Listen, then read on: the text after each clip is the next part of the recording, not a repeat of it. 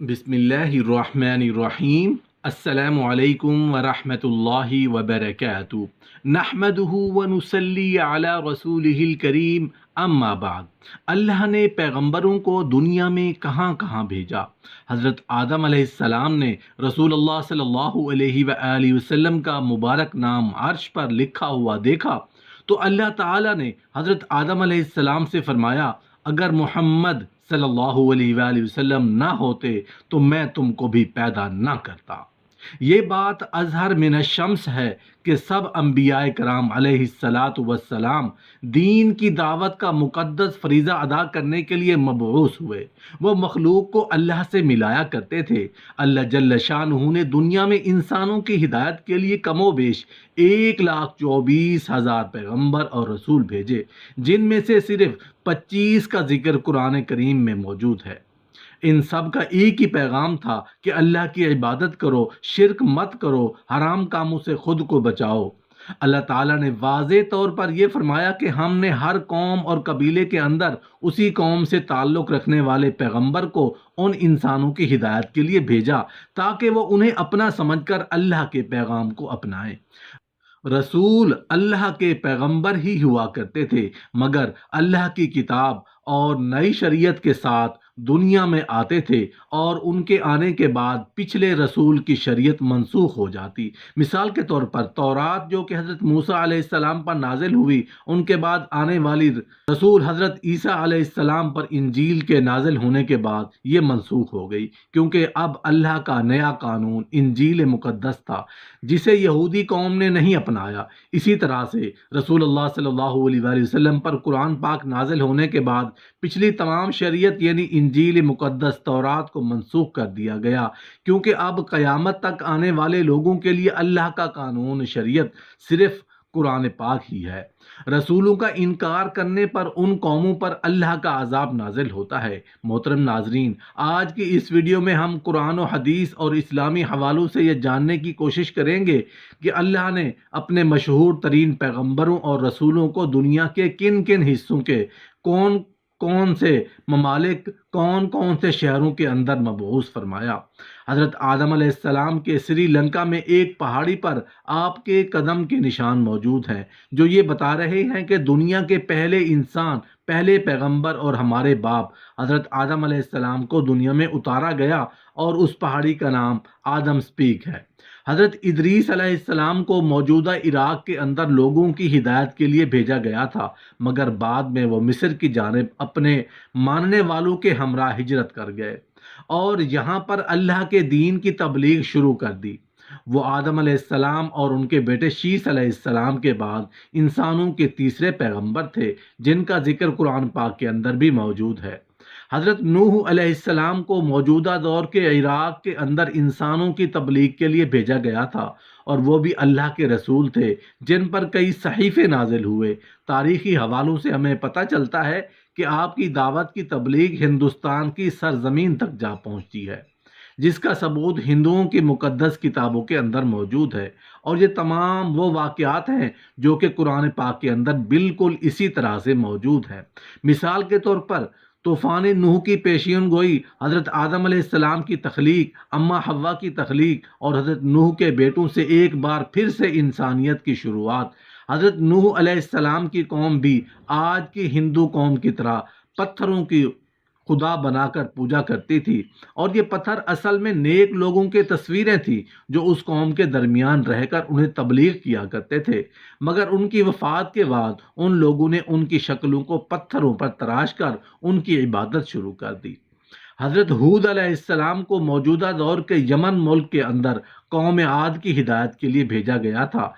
جہاں یمن اور عمان کے درمیانی علاقے آطاف نامی سرزمین پر یہ قوم عاد رہا کرتے تھے، اور وہاں پر قدرتی نعمتوں یعنی فصلوں، پانی اور باغوں کی وجہ سے انتہائی خوشحال اور آرام دہ زندگی گزارتی تھی۔ لیکن آہستہ آہستہ یہ توحید کو چھوڑ کر بت پرست بن گئے، لوگوں پر ظلم کرنے لگے۔ قرآن پاک کے مطابق تب اللہ فرماتا ہے، ہم نے عاد کی طرف ان کے بھائی ہود کو نبی بنا کر بھیجا اور ان سے کہا، میری قوم خدا کی عبادت کرو اور ان کے علاوہ کوئی معبود نہیں، تم لوگ شرک کر کے خدا پر الزام لگاتے ہو، بدلے میں یہ قوم حضرت ہود علیہ السلام کو تکلیف پہنچاتی رہی۔ اور پھر ایک دن اللہ کے عذاب کا وعدہ پورا ہوا اور آسمان کالے بادلوں سے بھر گیا، تیز ہوائیں چلنے لگی جن کی رفتار اتنی تھی کہ گھوڑوں، مال مویشیوں کو ایک جگہ سے دوسری جگہ پر اٹھا اٹھا کر دے مارتی۔ مسلسل 7 دن اور راتوں تک یہ آندھی اور تیز ہوائیں چلتی رہیں، اور اسی دوران ریت کا طوفان اٹھا اور تمام انسانوں اور گھروں پر آ گرا۔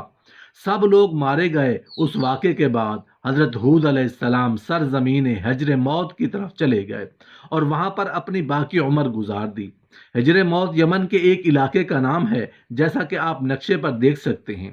حضرت صالح علیہ السلام کا وطن بھی عراق تھا، لیکن تبلیغ کے لیے آج کے موجودہ دور کے سعودی عربیہ کے یعنی مدینہ کے شمال کی طرف بھیجا گیا، جہاں پر قوم سمود کی آبادی موجود تھی۔ حضرت صالح علیہ السلام نوح علیہ السلام کے بیٹے سام کی نسل سے ہیں۔ آج سے کم از کم 4000 سال پہلے حجاز مقدس اور تبوک کے درمیان حجر نامی جگہ کے اندر ایک قوم آباد تھی جس کو قوم سمود کہا کرتے تھے۔ یہ جگہ آج کل مدائن صالح کے نام سے مشہور ہے، کیونکہ یہ ایک پہاڑی علاقہ ہے اور اس قوم نے بہت ترقی کرنے کے بعد اتنی ترقی کر لی تھی کہ پہاڑوں کو تراش کر اپنے بڑے بڑے گھروں کو تعمیر کیا کرتے تھے اور یہ رات کو دیکھ سکتے تھے، جس کی وجہ سے دشمن کبھی ان سے نہیں جیت پاتے۔ اور یہ لوگ بہت لمبے، طاقتور اور مغرور تھے، نہ کبھی بیمار ہوتے اور ان کی عمریں بہت ہی لمبی ہوا کرتی تھی۔ قوم سمود کی بستیوں کے کھنڈرات اور ان کے آثار آج بھی موجود ہیں۔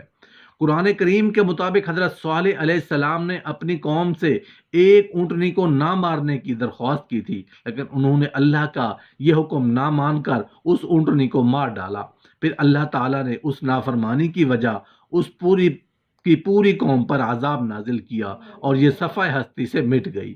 یہ پوری قوم آپ کے ماننے والوں کے علاوہ مکمل طور پر تباہ ہو گئی، اور آج عراق کے شہر نجف کے اندر وادی سلام کے اندر آپ کی قبر مبارک موجود ہے۔ حضرت ابراہیم علیہ السلام کو عراق کے اندر جہاں پر نمرود نے خدائی دعویٰ کیا اور آپ کو آگ کے اندر گرانے کا واقعہ پیش آیا، آپ کو عراق کی سرزمین پر ہی لوگوں کی تبلیغ کے لیے بھیجا گیا تھا، کیونکہ قرآن کریم کے اندر بھی یہ واقعہ مشہور ہے۔ جب سب لوگ ایک میلے کے اندر گئے ہوئے تھے تو ابراہیم علیہ السلام نے تمام چھوٹے بتوں کو توڑ کر ایک بڑے بت کو کندھے پر کلہاڑے کر رکھ دیا اور کہنے لگا، اس بت نے تمہارے تمام بتوں کو توڑا ہے۔ تمام لوگ کہنے لگے، تم جھوٹ بول رہے ہو، کیونکہ یہ بت تو کچھ بھی نہیں کر سکتا، یہ تو بس ایک پتھر ہے۔ ابراہیم علیہ السلام نے کہا، اے لوگو، میری باتوں کو سنو، یہی بات تو میں تمہیں سمجھانا چاہتا ہوں کہ تمہارا خاندان پتھروں کی طرح نہیں جنہیں تم اپنے کندھوں سے تراشتے ہو، بلکہ خدا کی ذات بہت بڑی ہے، صرف اسی کی عبادت کرو، اس کا کوئی شریک نہیں، اور وہی سب سے طاقتور ہے۔ اس کے بعد نمرود نے حضرت ابراہیم علیہ السلام کو ایک جلتی ہوئی آگ کے اندر ڈالنے کا حکم دیا، لیکن وہ آگ اللہ کے حکم سے گل و گلزار بن جاتی ہے۔ حضرت لوط علیہ السلام کو بھی موجودہ دور کے عراق کے اندر بھیجا گیا، جہاں پر ان کی قوم ہم جنس پرستی کے اندر مبتلا ہوا، کفر و شرک کے اندر مبتلا ہو گئی، تو ان پر اللہ کا عذاب نازل ہوا۔ اس کے علاوہ حضرت یونس علیہ السلام کو موجودہ عراق کے اندر بھیجا گیا، جبکہ اسماعیل علیہ السلام کو موجودہ دور کے یمن کے اندر، کیونکہ آپ کو آپ کے والد حضرت ابراہیم علیہ السلام اور والدہ ہاجرہ کے ساتھ اللہ کے حکم پر مکہ میں چھوڑ کر حضرت ابراہیم علیہ السلام واپس چلے گئے، جہاں سے حضرت اسماعیل علیہ السلام نے یمن کے اندر امالکا قوم کو اسلام کی تبلیغ شروع کی اور 50 سال تک ان کے ساتھ رہے۔ حضرت ابراہیم علیہ السلام کے دوسرے بیٹے حضرت اسحاق علیہ السلام اور پھر ان کے بیٹے حضرت یعقوب علیہ السلام اور پھر ان کے بیٹے حضرت یوسف علیہ السلام موجودہ دور کے فلسطین کے اندر پیدا ہوئے۔ بعد میں یوسف علیہ السلام کو مصر میں لوگوں کی ہدایت کے لیے بھیجا گیا تو یہ تمام خاندان وہیں پر شفٹ ہو گیا، جبکہ یعقوب علیہ السلام کا انتقال بھی وہیں پر ہوا۔ یوسف علیہ السلام کی قبر مبارک بھی وہیں مصر کے اندر موجود تھی، جو کہ بنی اسرائیل کی ہجرت کے وقت موسیٰ علیہ السلام نے یوسف علیہ السلام کی وصیت پر نکلوا کر اپنے ساتھ فلسطین کے لیے رکھ لی اور دریا نیل کے پاس ان کو مدفون کیا۔ یہیں پر مصر کے اندر ہی حضرت موسیٰ علیہ السلام کی پیدائش ہوئی، جو بنی اسرائیل کی قوم کے نجات کا ذریعہ بنے، جسے اس وقت کے فرعون مصر نے غلام بنا کر رکھا تھا، اور یہ تمام اپنی قوم کو لے کر فلسطین کی جانب روانہ ہوئے، اور ان سب کو ایک بار پھر اللہ کے حکم پر اپنی آبائی سرزمین پر آباد کیا۔ حضرت شعیب علیہ السلام جو کہ موسیٰ علیہ السلام کے سسر تھے، انہیں بھی مدائن قبیلے کی طرف بھیجا گیا، اور یہ قبیلہ حضرت ابراہیم علیہ السلام کے بیٹے مدائن کی نسل سے تھا،